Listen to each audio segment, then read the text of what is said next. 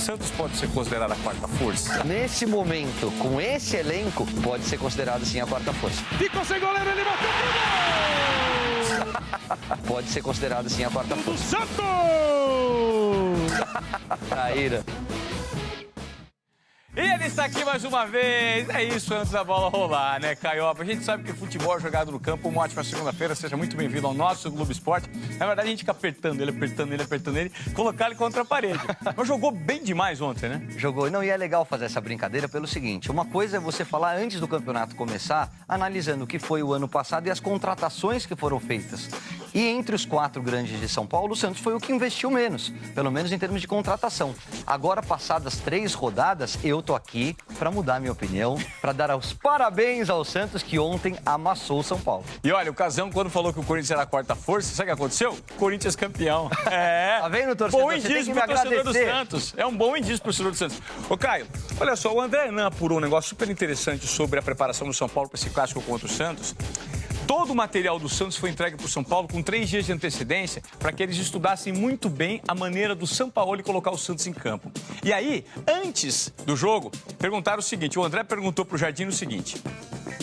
A preparação eu sei que foi bem minuciosa em relação ao Sampaoli. Vai te surpreender hoje? Não, a gente está bem consciente do que vai enfrentar. O Santos está num bom momento, está de parabéns pelo que conseguiu construir em pouco tempo o Sampaoli. Impressionante, né? Conseguiu surpreender o São Paulo. É a diferença da teoria e da prática, né? Na teoria, o São Paulo estudou o adversário e se cercou de algumas informações para fazer um jogo de igual para igual. Na prática, a gente não viu nada disso. São Paulo foi envolvido do primeiro ao último minuto. Daqui a pouco tem a reportagem completa da partida, esse clássico no Pacaembu, vitória do Santos por 2-0. Caio, a gente abre um espaço agora aqui no Globo Esporte para o pessoal do jornalismo, porque eu faço um contato com o Doni Denútil, que tem informações da redação do jornal Hoje, da tragédia em Brumadinho. Olá, Doni, tudo bem? Salve, Ivan. Boa tarde para você, boa tarde, Caio, boa tarde a todos. A gente acompanha o 4º dia de buscas aos desaparecidos da tragédia em Brumadinho, como você disse. O número de mortos chegou a 60. Desses, 19 foram identificados. 292 pessoas ainda estão desaparecidas, de acordo com os números oficiais. E hoje um grupo de militares de Israel chegou a Brumadinho para ajudar nas buscas. Eles levaram um equipamento capaz de encontrar vítimas a até 4 metros de profundidade. Isso vai ajudar bastante, mas a situação, claro, ainda é muito grave. Para ter ideia, os bombeiros estimam que a profundidade da lama no refeitório da barragem chegue a 14 metros. Em Brasília, o gabinete de crise do governo federal se reuniu para discutir a tragédia. Já chega a 11 bilhões de reais o valor bloqueado nas contas da mineradora Vale para reparar os danos. Aqui em São Paulo, as ações da Vale despencaram. Nesse momento, a queda é de 21%. E o Jornal Hoje também vai falar da cirurgia do presidente Jair Bolsonaro para a retirada da bolsa de colostomia e também do alerta do governo americano para a Venezuela, logo depois do GE. É com você, Ivan. Obrigado, Doni. Obrigado pelas suas informações. Então vamos conferir agora, retomando ao futebol, como foi a vitória do Santos ontem no Pacaembu.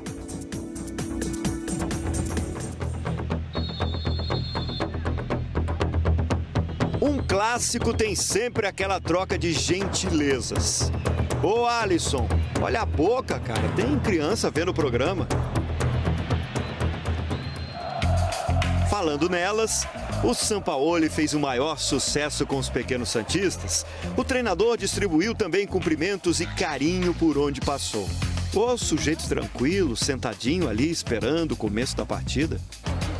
Isso até o jogo começar. Com bola rolando, tudo muda. O Sampaoli é um técnico muito agitado durante toda a partida.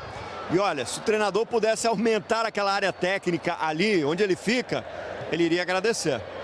O que ele anda de um lado para o outro. De repente está lá na frente, quase dentro de campo. Aí o quarto árbitro foi buscá-lo. E esse sofreu. O Sampaoli falou o tempo todo no ouvido dele. Reclamou, gesticulou. A marcação do treinador era em cima. De vez em quando ele dividia as broncas com o Bandeira. Nem foi para tanto, o Santos estava bem no jogo. O Soteldo só não marcou porque o goleiro do São Paulo cresceu para cima dele. Deu um passe lindo pro Soteldo, saiu o goleiro e saiu bem Volpi. Jogada para balançar o Pacaembu, bem o Pituca. O Santos continuou em cima. tira o Bruno Pérez, voltou pro Alisson, encheu o pé, bateu bonito. E o Sampaoli lá enlouquecido. Mas já deu para ver que o time da Vila está seguindo as orientações do técnico. A tal saída de bola com os pés, Vanderlei fez isso várias vezes. Ele teve um crescimento enorme jogando com os pés. O São Paulo focou na pressão, no 1 contra 1 para cima do nosso goleiro e ele resolveu com muita tranquilidade e vai seguir melhorando. Vai seguir melhorando. O Santos começou a resolver o clássico no finzinho do primeiro tempo. Bola para a área e o zagueiro Luiz Felipe usou a cabeça. Santos 1-0. Falando com essa polêmica aí de sair jogando com o pé, foi lá e você resolveu com a cabeça. Não, é uma jogada que a gente trabalha bastante, né? A gente treina aí praticamente quase todos os dias e hoje, graças a Deus, saiu. Sampaoli tem um jeito próprio até para comemorar gol. Discreto, sem muita agitação, tranquilo. Justamente o que o São Paulo procurava. Quando a gente rouba a bola, a gente tem que, às vezes, acalmar um pouco, começar o jogo, rodar o jogo, às vezes procurar uma melhor opção. Jardine optou por voltar com Diego Souza no lugar de Elinho. Mas o São Paulo seguiu tendo muita dificuldade com a marcação santista. Nesse lance que o Everton lançou o Nenê, a bandeirinha deu impedimento. Aí o treinador são paulino teve seus minutos de Sampaoli para cima da arbitragem. O Deli Gonçalves na cara do goleiro, driblou, ficou sem goleiro, ele bateu pro gol! Esse gol, o Sampaoli já deu uma vibrada assim mais consistente. O São Paulo ainda tentou a reação. Bonito toque de cabeça, hein? Mas Hudson, o sincero, resumiu. O Santos foi superior e num contra-ataque também matou o jogo. Enfim, acho que a gente tem que melhorar muito, acho que isso hoje ficou muito bem provado isso. O Santos estava lá ganhando de 2-0 e o Sampaoli bravo assim. Tudo por causa das chances que o time perdeu no segundo tempo. Devolveu na direita, Delis Gonçalves bateu, Volpi! Sempre estamos buscando um pouco mais. A gente sempre está buscando um pouco mais, exigindo que os jogadores entendam o valor que tem a história dessa camisa e que é preciso buscar o resultado até o último minuto. Perdendo, ganhando ou empatando, é nesse caminho que estamos. Mas tudo mudou de novo ao ouvir o apito final. Ele entrou no modo zen e sumiu toda aquela tensão da partida. A fase tá boa. Terceira vitória do Santos no Paulistão, 7 gols marcados, nenhum sofrido. Para sair de campo como um dos mais aplaudidos mesmo.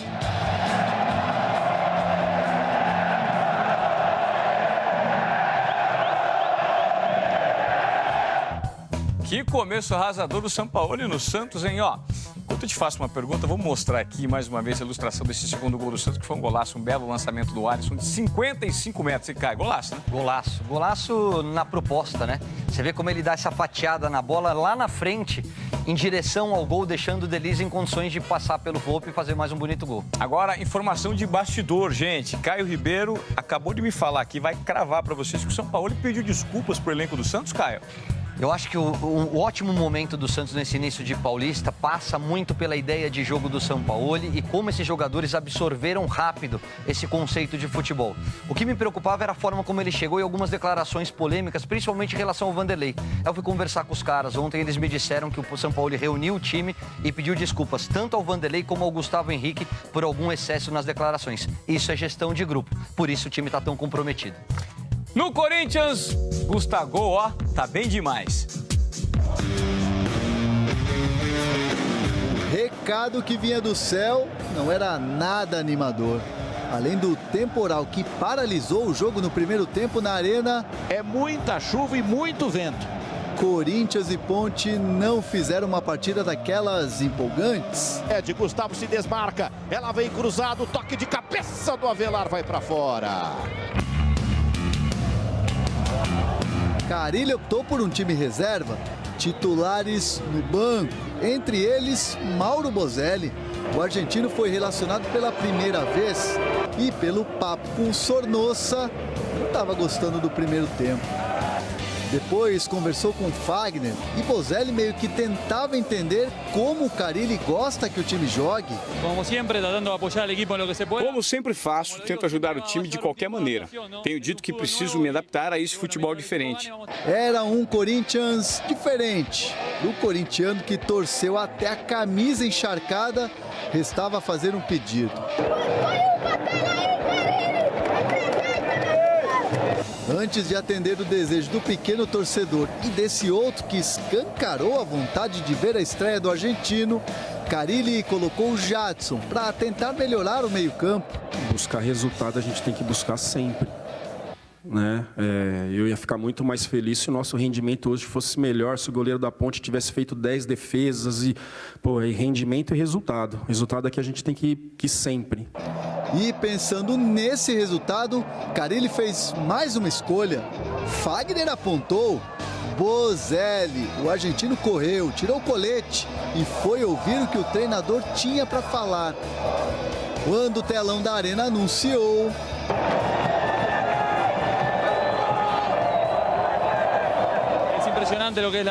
É impressionante como é a torcida do Corinthians. É um orgulho para mim poder jogar aqui e dar tudo para deixar esses torcedores contentes. Os primeiros minutos dele em campo foram de muita movimentação e quase sobrou uma bola para ele finalizar. Enfia para o Gustavo, escorou o Bozelli, o toque vem contra! Quase deu para o Bozelli, ele ficaria na cara do gol. Mauro Bozelli foi contratado para fazer gols. O argentino fez uma boa estreia com a camisa do Corinthians, mas quem resolveu a parada contra a Ponte Preta foi um outro atacante.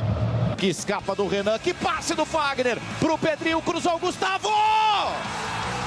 Gol dele! Gustavo! Eficiente! Um começo de temporada espetacular da sua volta ao Corinthians! 4 jogos, 3 gols em 2019 e o Gustavo vai mostrando que vai ser difícil tirar ele do time. Beijo no símbolo, dancinha e abraço especial do estreante. Somos uma equipe. Aqui não tem essa de quem fez o gol, e sim o time tem que ganhar. Hoje foi a vez do Gustavo, ele voltou a fazer gol e tomara que continue para o time ganhar. Na primeira vitória do Corinthians no ano, 2 certezas. Bozelli está cada vez mais em casa por aqui. Vai, Corinthians. E Carille vai dormir, pensando em como escalar esse ataque, que agora terá também Wagner Love. Eu queria ficar sem sono assim, cara, com um monte de jogador de qualidade. Vai ser o 9 com mais o Love, por característica, né? O Love é diferente de Bozelli, é diferente de Gustavo. Eles são pivô, o Love é mais de movimentação. Quero fazer o Corinthians um pouquinho mais agressivo, um pouquinho mais incomodando o adversário, parecido que ele jogou com o Adriano no Flamengo em 2010. Quem que joga nesse ataque com a chegada do Wagner Love, Caio? Ele tá com o Gustavo, o Gustavo tá metendo gol, tá com o Bozelli. Olha o Wagner Love chegando no aeroporto com um monte de mala aí. Wagner Love é titular?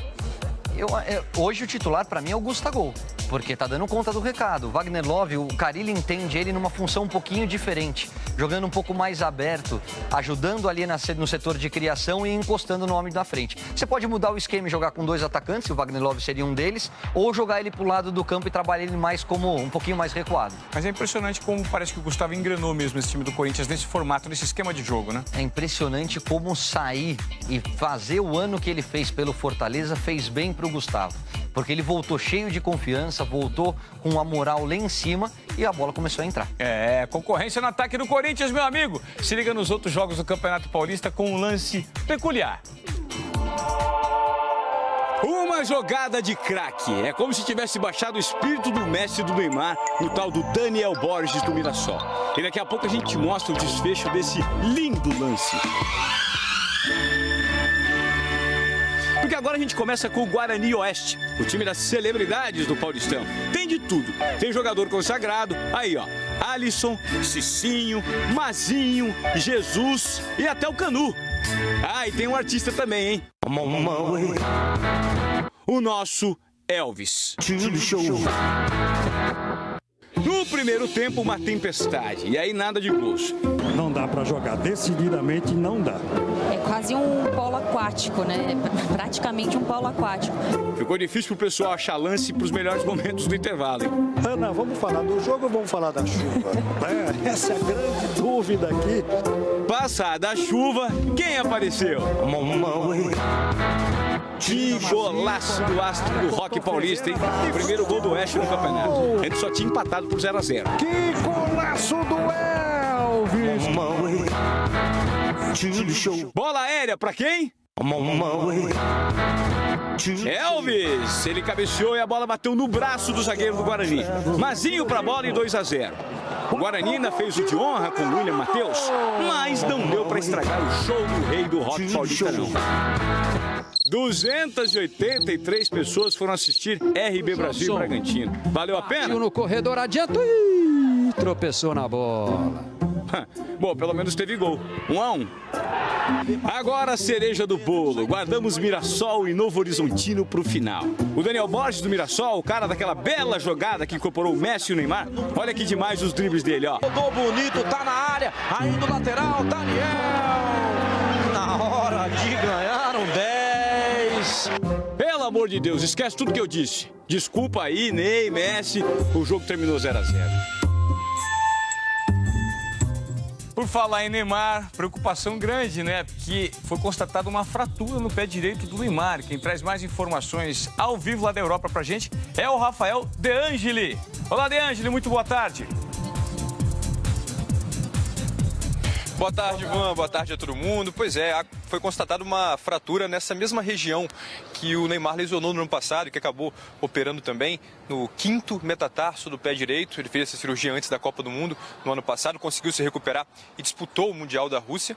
E agora, desde quarta-feira, quando se lesionou no jogo contra o Estrasburgo pela Copa da França, aqui em Paris mesmo, vem fazendo fisioterapia em casa e também no clube e aguardando qual será a decisão, né? Se será um tratamento um pouco mais conservador para os próximos dias, sem cirurgia, ou se será feita uma nova cirurgia no local.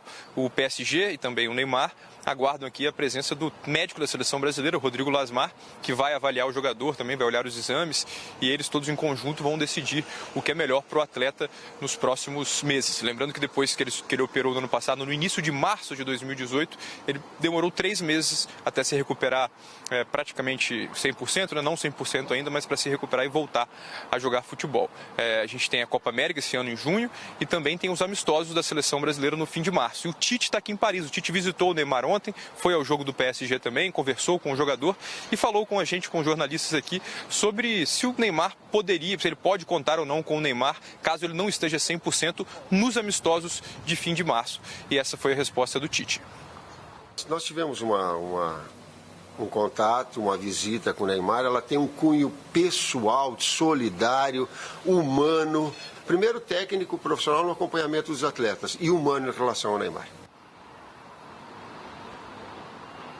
Então a gente viu o Tite falando sobre essa visita que fez ao Neymar. Ele disse que se o Neymar não tiver 100% nos amistosos no final de março, ele não vai convocar o jogador. Tá certo, Ivan? Legal, De Angeli. Obrigado pelas suas informações, torcendo pela recuperação do Neymar. Vamos voltar a falar de...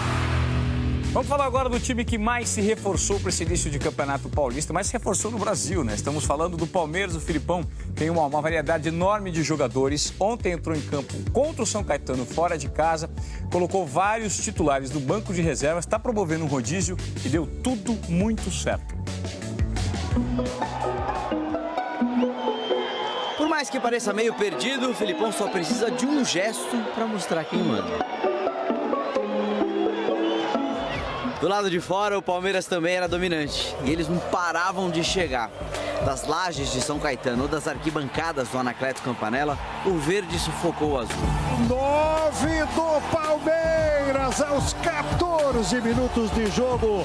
O time começou o jogo amassando o adversário e nessa bolaça do Moisés, Borja recebeu na frente e levou até o gol. E o zagueiro sobrou para ele, tirou do goleiro. Foi a primeira vez que Carlos Eduardo, a contratação mais cara da temporada, começou jogando. E ele foi bem. E o Carlos Eduardo interceptou e vai para cima. Deu muito trabalho para a zaga do Azulão e só não fez um gol porque Jackson foi buscar. Ela ia cair lá dentro, hein? O time do ABC não fez muita coisa. Chegou uma vez ou outra, mas o Palmeiras de 2019 segue sendo uma fortaleza lá atrás como em 2018. E às vezes, quem garante a segurança também ajuda lá na frente. A ótima tabela entre Dudu e Diogo Barbosa rendeu um passe perfeito para Luan ampliar. Tocou pra praia! Na comemoração, ele fez questão de mandar um recado para as vítimas em Minas Gerais. E não foi o único. Uma tragédia que acho que poderia ter sido evitada, né? Mas é rezar por aquelas famílias, que Deus conforte o coração delas, que elas possam superar isso o mais rápido possível. Com os 2-0, o jogo ficou ainda mais nas mãos do Palmeiras, que teve até chance de fazer mais. E ela não entrou. Poderíamos ter feito 4, 5, né? Com todo respeito ao São Caetano, mas criamos muita chance. Mas mostra a evolução da equipe, eu estou muito feliz. Moisés, aliás, deu a bronca da noite, depois de ficar esperando um passe que não veio de Carlos Eduardo. Agora ele leva uma bronca dos companheiros. É um lance para matar a partida, né? Tava 1-0 e a gente tem que cobrar, é normal, eu cobrei ele, na hora que saímos ali conversamos. Mas ficou tudo bem, sem estresse, o Palmeiras venceu mais uma, na boa. Por enquanto, um ano sem turbulências. Acabou? Acabou. Iniciou o Campeonato Paulista com um empate, mas aos poucos vem se revelando um time muito forte, né? E o Filipão vai fazer um monte de mudança ainda, não vai não? Vai, porque tem opção, né? Tem muita gente boa no banco de reservas, manteve os principais jogadores, chegaram mais reforços. O Palmeiras tem o melhor elenco do país, então é natural que ele rode todo mundo para jogar. Bacana também essa homenagem que o Luan fez no final para as vítimas de Brumadinho, porque não dá para descolar o que acontece, né, fora do esporte, do que aconteceu dentro de campo. Talvez essa tenha sido a única pisada na bola do final de semana. Eu acho que Minas não precisava de ter rodada, porque o futebol não é um mundo à parte. Tá todo mundo com o coração dilacerado pelo que aconteceu lá em Brumadinho. Fica aqui a nossa solidariedade também. A nossa solidariedade, inclusive, teve um minuto de silêncio antes da partida entre Santos e São Paulo. A gente termina o Globo Esporte, começa o Jornal hoje com mais informações. Até amanhã.